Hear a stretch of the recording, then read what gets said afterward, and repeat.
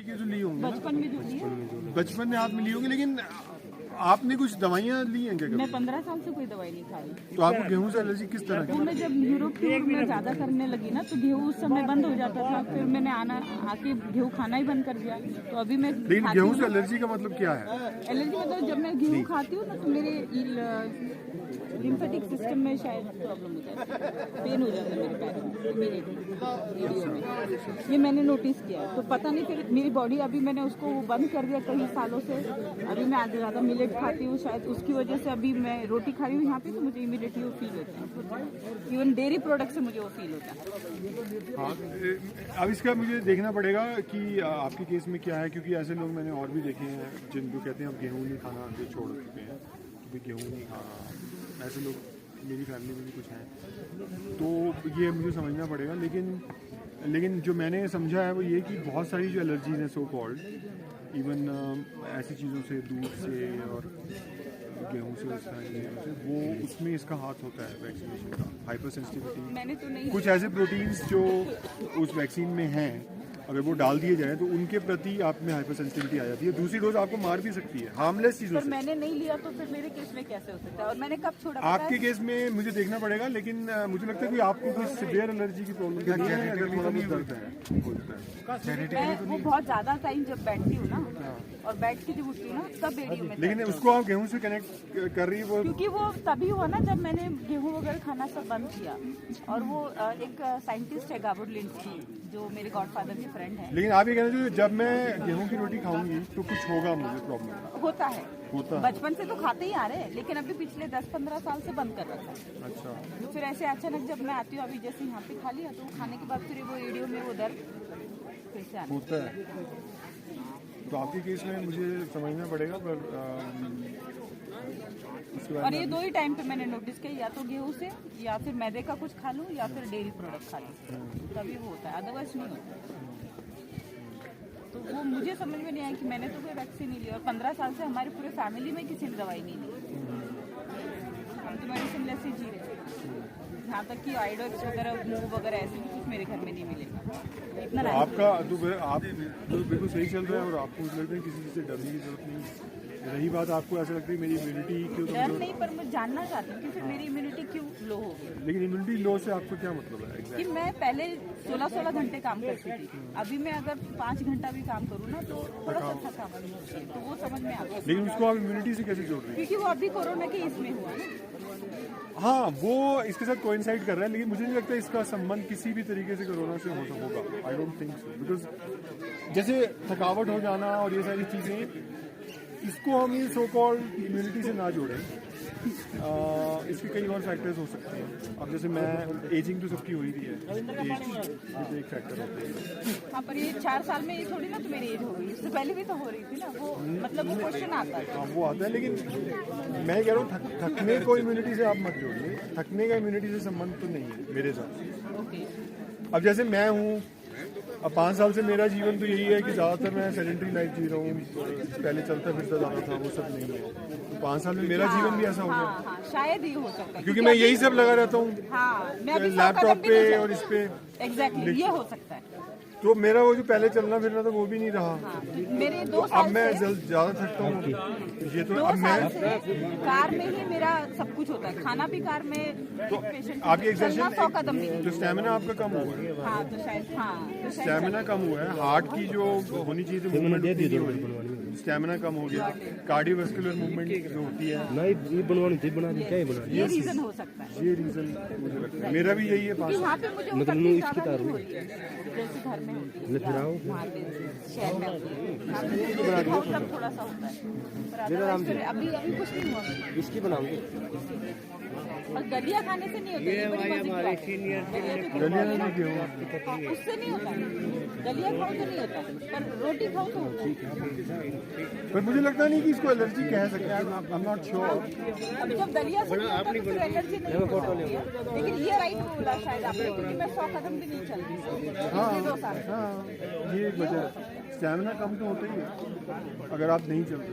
और तो ये करके देखोगे, मैं चलना चालू करती हूँ और फिर देखती हूँ। ग्राउंडिंग भी होनी चाहिए, जैसे ग्राउंडिंग में नीचे ही रहती हूँ, मैं किसी फ्लैट में नहीं रहती। हाँ मतलब जो ज़मीन से आपका ये टच होना चाहिए पैर। मेरा धरती पे ही बंगलो है, हमारा 6 घंटे का प्लॉट है, जमीन पे ही मैं है। भी आजकल और करता सब हूँ। नेचुरल, ऊपर मैंने सीमेंटीकरण भी नहीं किया है।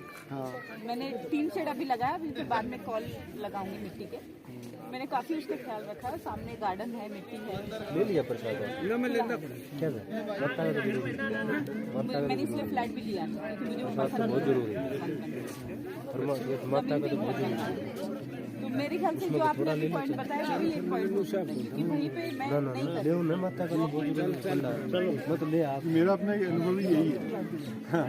और मेरी एज जैसे हो गई 50, तो मुझे अपनी एज का भी थोड़ा मैं भी 50 हूँ, अच्छा मतलब अभी सितंबर में हो जाऊंगी। हाँ, तो मुझे उसका भी एहसास है कि अभी एज जो बढ़ रही है तो थोड़ा करना चाहिए। ज़्यादा कितनी हुई है? मेरी 50 हो गई। 50 कपिल जी भंडारा ले लिया आपने? हाँ मैंने खा लिया। अच्छा, खाने चले गए क्या? हाँ जी, उधर मंदिर है ना। सब लोग चले गए? और क्या तो उधर मंदिर है, वो वहाँ पे उधर जाके उस साइड बना है। अच्छा अभी कई लोग हैं अंदर। नहीं सर आप बैठिए ना। कोई बात नहीं। ये मौसम में ये तब्दीली कर रहे हैं आर्टिफिशियल, चेयर पे भी बैठना बुठना होगा। नेचुरल जो चीज़ें आ रही हैं आपको सही हवा नहीं मिल रही। उसमें हाँ रुकावट आ रही है, तो बॉडी को तो वो चीज़ हमेशा चाहिए ना, एवरी टाइम चाहिए। तो पूरी प्रॉब्लम मेरे खाली उससे कई चीज़ों पे, जैसे इम्यून सिस्टम पे, अदर चीज़ों पे। लेकिन हर एक चीज़ को लोग इम्यूनिटी से जोड़ देते हैं ना। जैसे अब थकावट हो रही है, इम्यूनिटी खराब। इम्यूनिटी खराब नहीं अब इम्यूनिटी पता नहीं क्या, इम्यूनिटी पे भी बात करेंगे। ये इम्यून सिस्टम बीच में ये पता है क्या होता है, बॉडी जैसे इन्होंने जब ये बातें की ना जर्म थ्योरी वाली कि हमारे अंदर कोई पैथोजन चला जाए, वायरस या बैक्टीरिया बीमारी फैलाने वाला, तो वो फिर हमारा इम्यून सिस्टम उसके साथ डिशुम करके लड़ाई करता है। ये डिशुम की लड़ाई भी इन्होंने कहानी बनाई है। तो इम्यून सिस्टम वैसे बिहेव नहीं करता जैसे ये जर्म थ्योरी वाले बता रहे हैं। बाकी ये है कि बॉडी में नेचुरल डिटॉक्स होते हैं, जैसे सारा जुकाम, नज़ला जुकाम जो होता है वो नेचुरल डिटॉक्स है, बुखार होना नेचुरल डिटॉक्स है। जो भी टॉक्सिन्स हैं बॉडी में उसके खिलाफ बॉडी का जो रिस्पॉन्सेस है वो डिटॉक्स होते हैं। तो जिसको हम बीमारी कई समझते हैं, सर्दी जुकाम हुआ, सर दर्द हुआ, बुखार हुआ, ये सारी चीज़ें नेचुरल डिटॉक्स हैं, इसलिए इनसे डरना नहीं चाहिए। तो ये बल्कि आपकी बॉडी डिटॉक्स हो रही है और आप बिल्कुल परफेक्ट हो जाओगे, बॉडी अपना काम कर रही है। तो ये तो है। बाकी इम्यून सिस्टम वाला जो जर्म थ्योरी वाली बताते हैं इम्यून सिस्टम, उस पर मेरा यकीन नहीं है, क्योंकि वो तो बॉलीवुड स्टाइल डिशम वाली बात कर रहे हैं कि वो उसके साथ लड़ता है। हाँ, मतलब वो इमेजिनेशन बस बना दी, वो उन्होंने बनाया हुआ है। हाँ। बच्चों को जैसे कहानियां सुनाते हैं, वो कहानी बनाई हुई है वो इम्यून सिस्टम वाली, कि वो उसके साथ लड़ाई होती है, फिर वो उसको पता चल जाता है, वो उसको देखता है कि हाँ वायरस आया, उसको डिशम करके भगा देता है। ये सारी कहानियां बनाई हैं इसलिए। लेकिन लोगों को मैंने देखा कि सब इम्यूनिटी कर रहे हैं अब पिछले 5 साल से ना। जी। हर एक चीज़ को इम्यूनिटी से जोड़ रहे हैं। असल में भाई मैं थक जाता हूँ, फिर लोगों ने बकाना आसान नहीं हो जाए उस चीज़ में। हैं? उस चीज़ में लोगों ने बकाना भी तो आसान हो जाए, हाँ। क्योंकि लोग कहते हैं वो थक रहा है, कमज़ोर हो गया, मतलब और आपकी इम्यूनिटी कमज़ोर हो गई। उस बीमारी आई तो मैं 10 बार किसी चीज़ ने कहूँगा तो आदमी न हो जाए, कदे वो तो नहीं रही। आदमी देखा अपनी तरफ है, तो कोई चीज़ बराबर में फैल रही है तो अपनी तरफ भी देखता, कदे मेरा तो नहीं होगा, मेरी तो देखो यार, तो कल काम ज़्यादा करो, थोड़ा कम करना। असल में दिमाग का भी तो फेल हो जाए ना 100 बंदों में एक ही शब्द को बार बार कहने से कि ये हो रहा और साइकोलॉजिकली भी इम्पैक्ट पड़ जाता है। हाँ पड़ता है। हर कोई बस पढ़ रहा है। अब जैसे मेरे को प्रॉपर पूरे वर्ड नहीं पता, मतलब जैसे आपको परफेक्टली पढ़ा है क्योंकि आपने मेहनत की है। मैं तो आपसे चोरी कर रहा हूँ ना, जो आपने वर्ड बोले मैंने उसको चोरी कर लिया। मेरे लिए तो वही सब कुछ है, मैं उसको हर चीज़ से जोड़ रहा हूँ। जैसे आप इम्यून की बात कर रहे हैं, मैंने किसी से सुना, मैं अभी यार थकावट हुई, मेरा इम्यून सिस्टम थोड़ा गड़बड़ हो गया, तो पता है नहीं इम्यून सिस्टम होता क्या। हाँ होता ही है।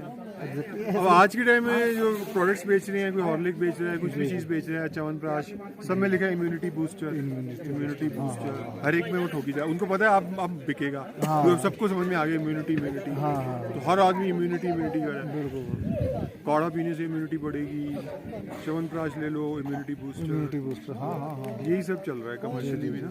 जी बिल्कुल। मैं तो दिनचर्या का काम करूँ, तो सुबह टाइम को उठो, थोड़ा फ्रेश हो, अच्छा दूर जाकर खेत की तरफ जाओ, उन चीज़ा तो और फर्क पड़ता है। नेचुरल चीज़ हो, एक दो घंटे गाँव में खेले रहना बता आदमी कर इसका इन चीज़ा शरीर को। कम से कम 1.5 किलोमीटर जाकर फ्रेश होगा सुबह 4 बजे 5 बजे जय भी जाओ, उससे चीज़ फर्क होगा। आदमी खिल जाए, अगर बाल खिल जाए नहीं छोटा फ्रेश होएगा। मन में खुद मेरे गली चीज़ हो थोड़ा गानू हो जाए तो उछल कूद कर मतलब अच्छी तरह से हो जाए। एक तो उधरे बैठ कर उस टाइम बहुत फर्क रहा इन चीज़ों का।